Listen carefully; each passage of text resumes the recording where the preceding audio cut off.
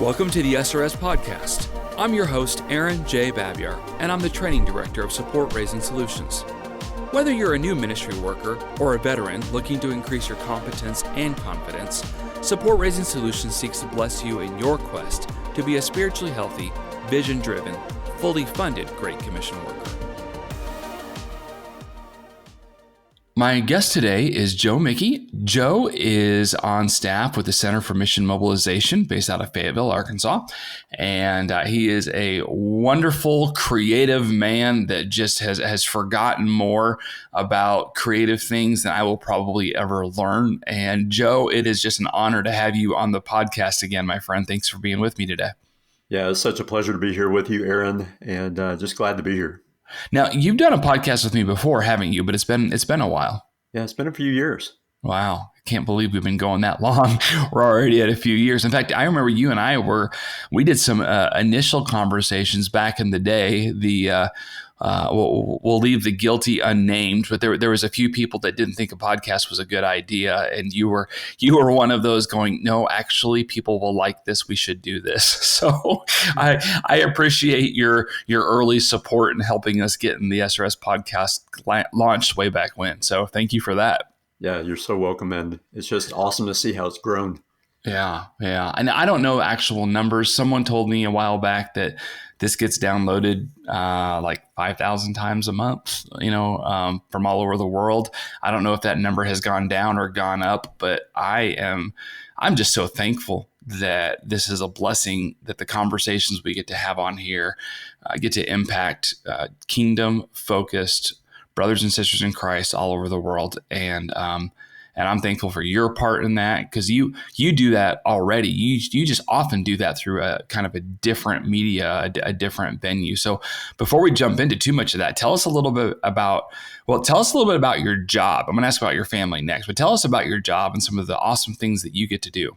Oh yeah, we're so blessed. A great work, a great team, and a great vision are all gifts from God, and that's what we share here at the CMM. I am the creative director, leading a team of just talented, gifted communication designers. And everything that we touch is in print media and digital media, from video to animation, and just a whole lot of graphic design thinking, writing. And I just love what I do, and I love the people I get to do it with. But I've been in this field for 20 years, and 12 of those have been in full-time ministry. And it just blows my mind that God could use this set of gifts for his kingdom. And we love Support Raising Solutions, and just the dialogues that we have through this ministry is a tremendous thing for those out raising support.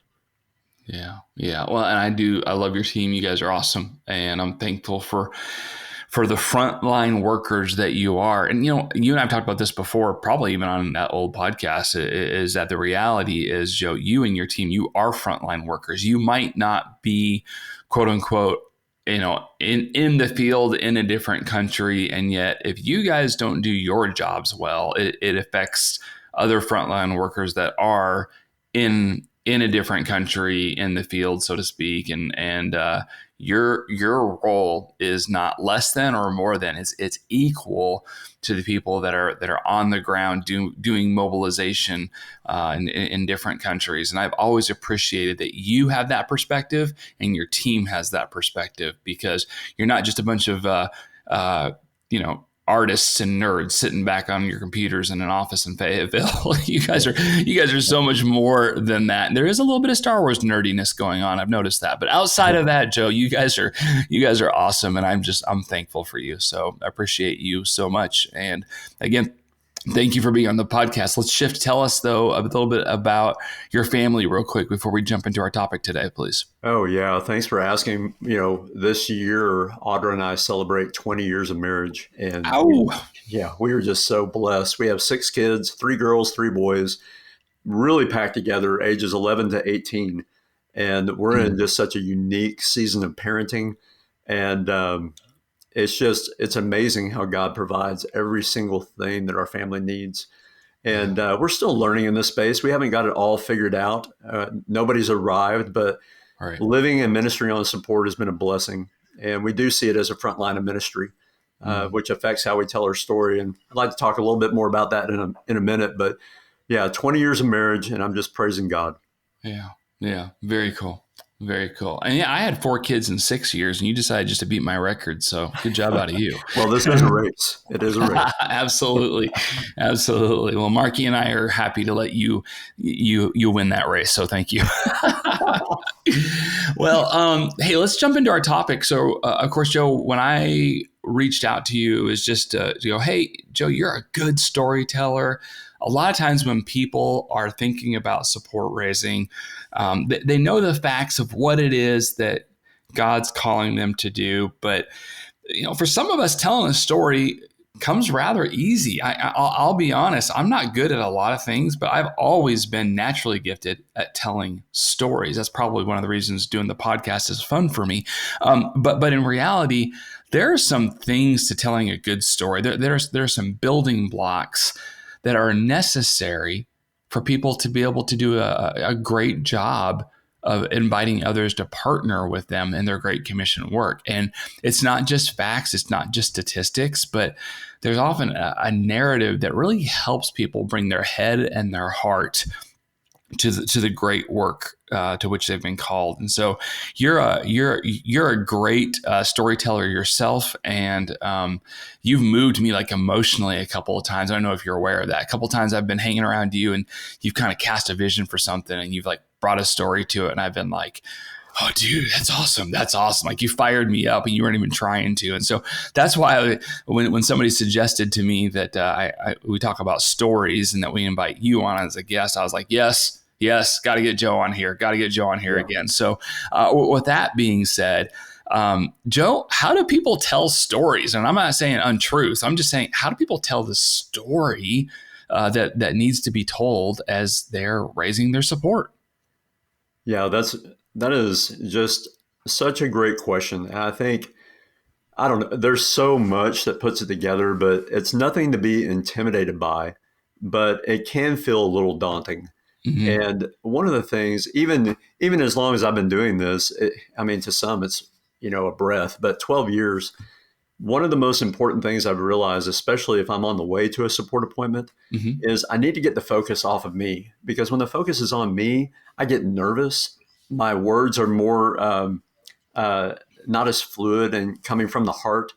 And so while I'm on the way there, my goal is to pray that God would take the focus off me, that I would be praying for the person I'm going to meet with, and that it be more about them and more about God, and that Mm-hmm. our time together could actually be a benefit to them and lift them up, because you never know where somebody is in their faith.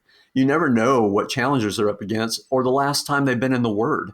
But when they hang out with you, they get to hear somebody who is ecstatic about what God is doing. They're excited about the future, and they get to tell a story that is about God. Mm-hmm. And just setting that tone and getting the focus off of yourself frees you up to be yourself. Yeah. And so as people are moving towards that, I know there's some tips and some building blocks that you have in mind. And of course, we don't pre-rehearse all this, but I do ask you to jot down a few ideas just to kind of help us with flowing this out and explaining things to people. But unpack some of those ideas that you came up with a little bit for our listeners today, because I think some people are just going to really benefit from some of the bullet points that you shared with me that you wanted to cover today. Yeah, for sure. So, like I said, on my way to appointments, or even if I haven't done that yet and we're sitting down, I'll say a quick prayer just to say, Lord, help this be about them. Help me be a blessing to them. Mm, And just getting into that space. But what you're trying to do is build the arc of a story. It's the same thing with every movie we watch. It's the same thing with the presentation that you give. And what you're trying to do is, first of all, you're gonna ask them about what's happening in their life. What are they doing? What's new? You may be catching up with somebody, and building a little rapport to begin with. mm, That is the first thing that you always start with. And yeah, there's a you're showing them that you care about them. yeah, It's not fake, it's real.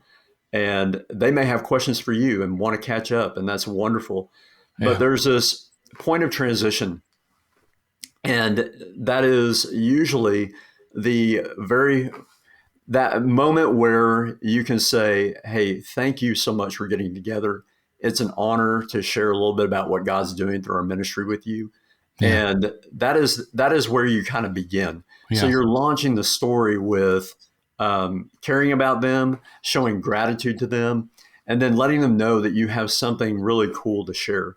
And they know that you've already kind of told them over the phone or setting up the appointment, but just being comfortable to stay in that space for a little bit, Hmm. not rush things, Hmm. is probably one of the most important things that you can do, because you're building that relational trust um, even more. And you're talking about things that really do matter.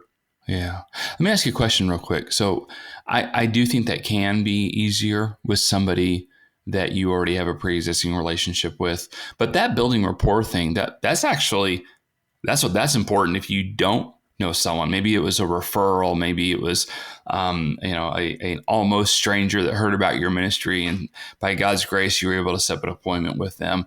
Yeah. What does building rapport look like when it's a stranger or an almost stranger? Like they know you're in ministry, and they might actually want you to get to the point rather quickly, but you want to warm that up a little bit. You want them to feel like you care about them. You're not just going after their wallet. So what does building rapport look like for you in that sort of situation, Joe? It's even more important to pause and look them in the eye and get to know them, because you want to know ultimately what is their experience and mission. That's one of the biggest transitions that you can make, and one of the most important ways you can learn about them, build rapport with them, because many times I've learned in my own experience that I've jumped right in too quickly, and not knowing that the person sitting across from me has 10,000 times more experience in God's mission than I do. So by learning and building that transition is asking, hey, have you ever had what has been your experience in God's mission, either through your church or personally? Have you guys ever had any experience with missions? And I've from the most unexpected places, unexpected people, they say, yeah, we served for 10 years in Japan, one of the most unreached peoples in the world. They're less than 2% Christian. Had I not known that going into the conversation, I would have handled it completely different. I'm so thankful that I had a sensitivity to their vast experience, and I could lean into that a little bit more throughout my presentation. But in that, it's just also eye opening that oftentimes you're sitting across from somebody that has much more wisdom than you, and you can glean from that and learn from it. But what's even more is I try to always bring a notepad, and I Mm, have my pencil out and I'm ready to take notes from something they say. mm, mm. Then even more so when I send a thank you letter for that meeting, I often recap something that they told me Yeah. that impacted my life. So not only am I building rapport in the front end, but in the back end, I'm leveraging my notes to say, hey, I'm so glad you brought up this point. It really influenced me. Yeah, yeah, that's good. And so, I realize for some of our listeners that might feel a little awkward to like be writing things down, like as you're building rapport. And so, if that's not you and that's not your jam and you don't feel comfortable with it, that's okay. That's not me either. But what I will still do, and Joe, I love that you brought that up, is I will try and remember a couple of things after the conclusion of the meeting where I will open up my MPD software. Of course, there's a bunch of different ones on there. You can buy those on the SRS website. There's MPDX, there's Karani, there's Donor Elf. There's some different things out there. But I will open up the software that I use, and I'll make a note like right away at the end of the meeting, because yeah, the odds are they've said something that I want to remember, or maybe it's something that impacted me, or maybe it's something I want to bring up later on. And so, part of building rapport really is it's getting to know that person a little bit. It's letting them get to know you a little bit, and it's building trust. And unless time is at a premium, Yeah. you want to spend probably a good 5 or 10 minutes doing that. And I realize there's exceptions to that. I certainly found out once that I had 10 minutes to do a support raising meeting, and my rapport was like, hey, how you doing? Okay, good. Moving on, Right. but generally speaking, I like it when there hasn't been so much of a rush, Joe, that I'm not I don't feel like I'm transitioning too quickly. Yeah. And there's ditches there, right? So there's the ditch of transitioning too quickly. And then there might also be a ditch of, well, we almost forget why we're there. And then, we're a half an hour in and the person's starting to wonder if we're ever going to tell them about the ministry. So probably Yeah. need some wisdom there, don't we?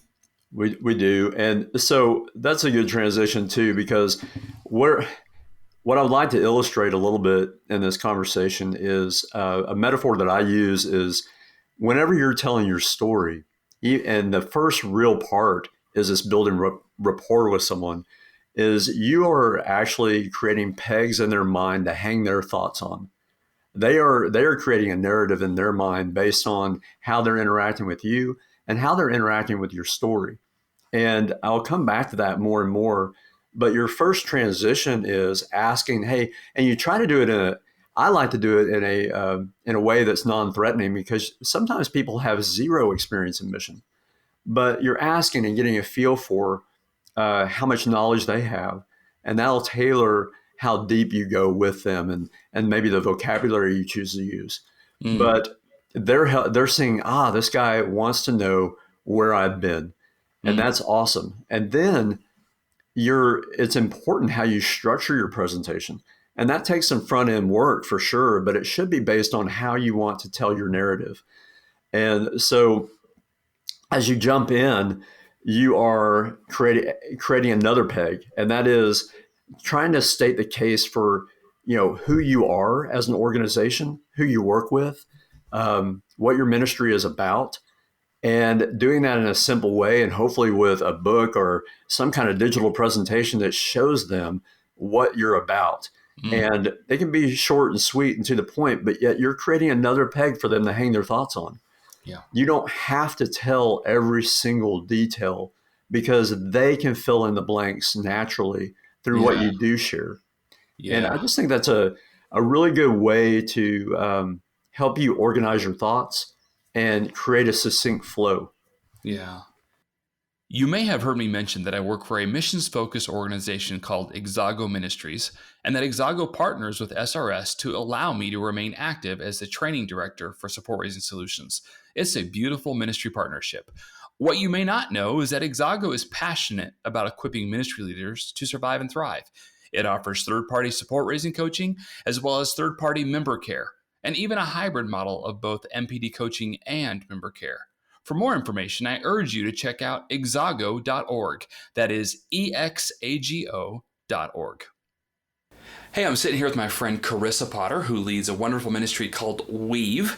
And Weave has a heart for families and children, and that might just have something really big to do with your support raising if you have kids. So, Carissa, tell us a little bit about the resources that people can get their hands on.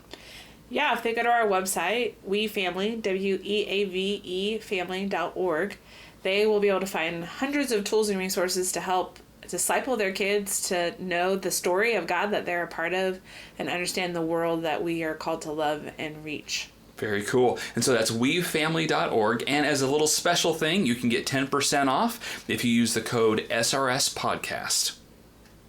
Wow. Yeah, I think you could say that 3 more times.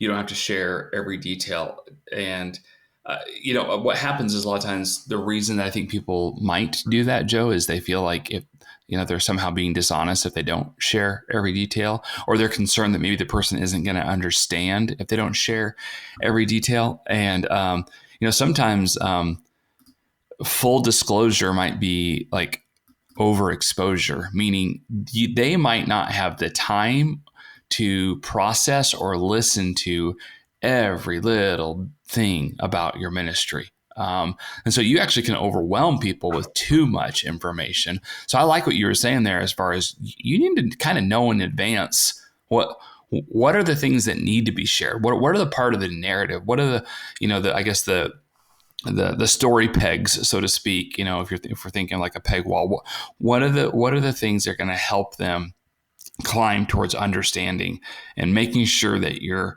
sharing those without trying to unpack every little thing. Well, in fact, let's take a pause there real quick. Joe, was there ever a point, I'm guessing there was, because I know there was for me, was there ever a point where you would just overshare and you'd share way too much and you kind of, I don't know, overwhelm people maybe? I think so. I think at times, you get nervous and you spend too much time building rapport and trying to think of the next thing to say. And it's really awkward to ever find that transition point to get to the point and get to the topic. But, and it's okay. People will have grace with you, and we are all under God's grace. But at some point in time, you have to get to the point and get moving. Mm-hmm. And, or somebody else is taking too much time and you just have to gently nudge and get there. But I did want to back up just a little bit and talk about these pegs for people to hang their thoughts on. Okay. I was talking about preparing to get to the meeting, and beginning the story, how your story begins on the way to the meeting, setting yourself apart, letting God know that this is about him and the person you're meeting with is extremely important. Reminding yourself of simple truths, that you have an awesome story to tell, that this is the perfect day to share your story. Don't let anything that's happening in the world get in the way of the fact that you get to talk about God and what he's doing through your ministry. There will always be problems in the world. Today is always a perfect day to tell your story. Remind yourself of those simple truths. You're praying on your way. This is the beginning. When you get there, like I said, you're sharing gratitude for them. Hey, it's great to see you. Thank you so much for taking time out of your morning. Man, tell me what's been going on. That's a part of your story arc. You're building rapport like we talked about. That's a big part. You're building rapport, and that's where the pegs start for them. And then you're transitioning with gratitude, honor, and that question about their role in missions. What has been their experience? And that building rapport and that transition helps them begin to get into the space that you're going to share. Yeah. And then from there, you want to, if there's time, share a little bit about your testimony. Make it short. Practice that. That changes the mood, the tone, and everything. It puts the person across from you in a different headspace, a different heart space. It's reminding them of their story. It's even convicting them of some things that maybe they haven't been thinking about lately. And again, you're creating another peg for them to hang more thoughts on. And that is that they can believe in your faith in Jesus Christ. And that's building trust. And so you're continuing with that story. And then you're casting vision. You're saying, you might even ask them, have you heard of Support Raising Solutions or the Center for Mission Mobilization? As a way to guide them into who you are. You're asking good questions, and they'll say, oh yeah, I've heard of them, or no, I've never heard of them at all.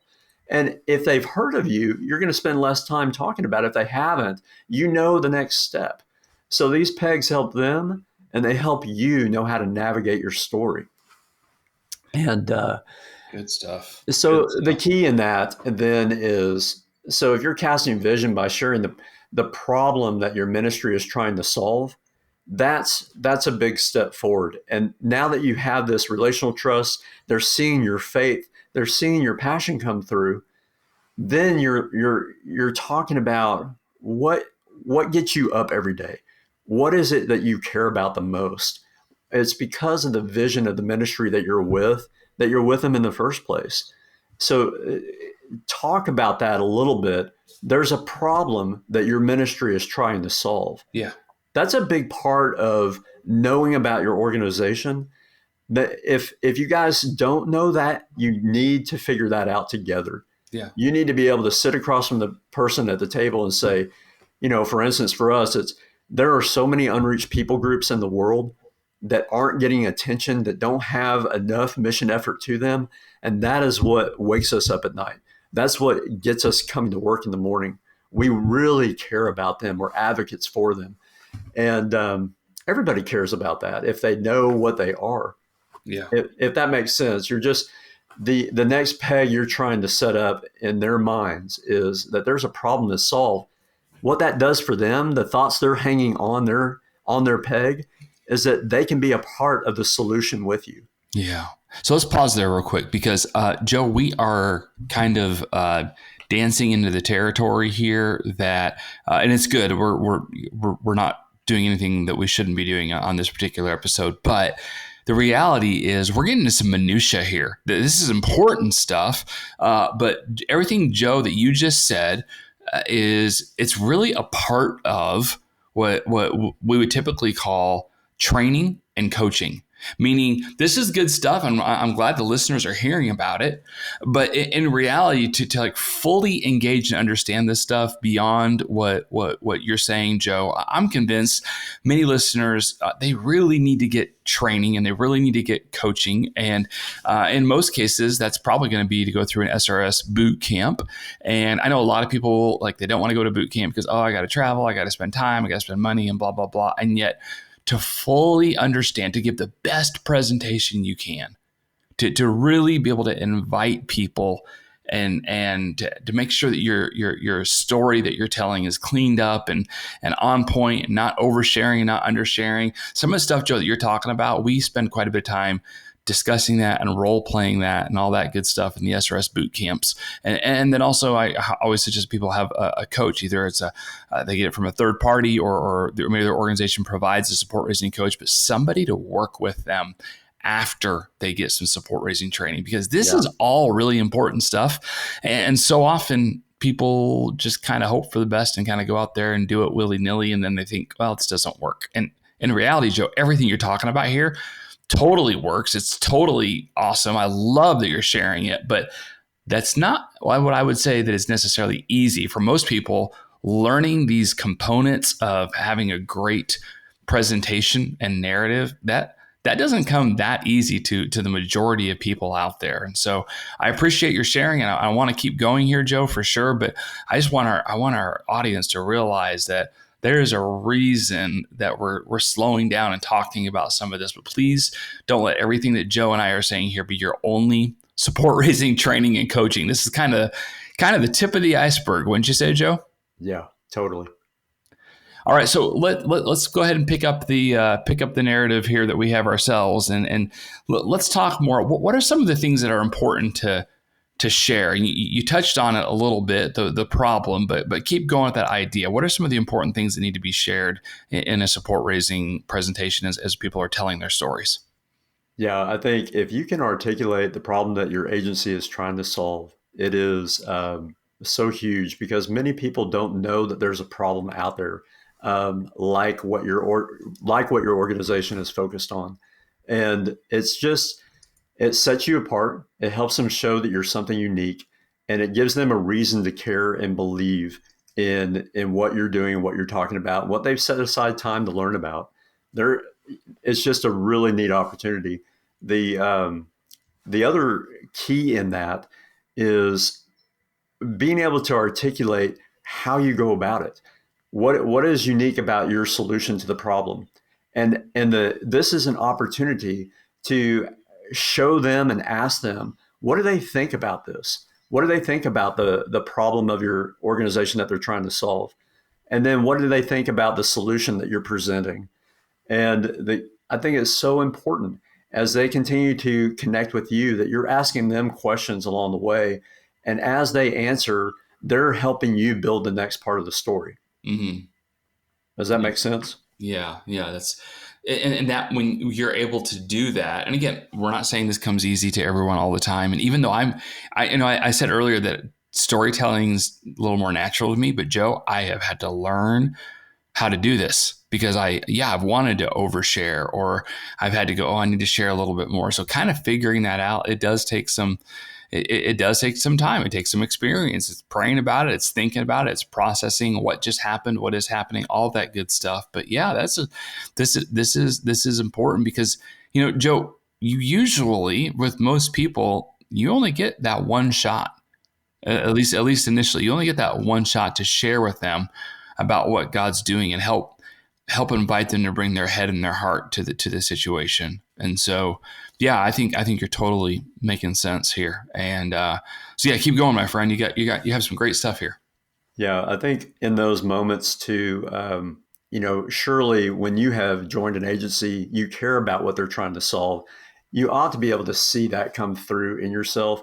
It takes practice, and I can't tell you how many times I've practiced. I've written on my whiteboard. I've spoken on my phone as though I'm having a conversation. I've looked in the mirror. I just want to be a good ambassador. That's such an important part. You want to represent Jesus to the best of your ability because he is God. Nothing more. You're not trying to earn merit. You're not trying to do anything more than just honor him. But then also the person across from you, as God's child, you want to honor them as well. But the essence of what you're trying to do, it takes practice, but at the same time, you can be yourself. And the more you've practiced, the more you can be who you are. Yeah. And helping them get excited about what you're excited about. It matters, and it's okay to be excited about something, especially for Christ. Yeah. And that comes through in how you present yourself. It comes through as how much you're prepared, but remembering that you're an ambassador for your organization as well. And that's an important factor in just trying to bring people into your story. Great. All right, Joe. So let's do a little bit of a summary here. And, we talked about a bunch of different things, but I'm going to invite you to kind of walk through, I guess some of these bullet points real quick before we close up our episode today. Yeah. So as you built rapport, as you have transitioned into your story that you're trying to bring them into, if you have time and you can do it, sharing a bit of your testimony is a powerful thing. It's what God wants us to do. He wants us to share our testimony, and it's just so important in a meeting to set the tone for the rest of the meeting. It really becomes about Christ at that point. And if you're casting vision by sharing the problem your ministry is trying to solve, again, you're creating another peg for them to hang their thoughts on. It's so important because at the end, they're going to come back to it. They're going to draw their questions from that. And you want insightful questions because it shows that they care and that they're resonating with what you're saying. And guiding them into how you're actually solving the problems that your agency is committed to, it shows them that you're credible. It shows them that you have a story to tell, that you are effective in ministry, and it gives them that confidence to say, hey, I could get behind this, or I'm excited about what he's saying here. I may take this back to my wife or whoever, but there's always a barrier. There's always a barrier in this conflict in the story. And it comes up in unique ways depending on what your ministry is. But it comes down to sharing, if we don't do this, or if we don't play our part, then X won't happen. And we're not trying to say that it's all dependent on us and God isn't going to move despite us. And you're ultimately showing how your ministry and your role in it is helping be a part of solving the problem. That the barrier is there, but it's not insurmountable. God can do all things through your ministry, through his people. Nothing's going to stop him. But you're showing how they can be a part of overcoming this barrier. So again, you're drawing them into the story, yet creating another peg to hang their thoughts on. And then it gives you the opportunity to share your role. Your role is answering to that barrier, to the goal of your agency, and being a part of the solution. And you're showing them how they can be a part of your role in solving those problems and being a part of ministry with you. And that is the key in telling your story, is that ultimately the person across from you can be and is a part of that story. And that helps you transition to the ask. You can't do this alone. You don't want to do this alone. And you're building a team to assemble with you to help you accomplish these goals together in community. So the people with you that you're inviting with you on your team, they're a part of that ultimate story. So the goal in sharing your story is showing the role that they can play all the way through.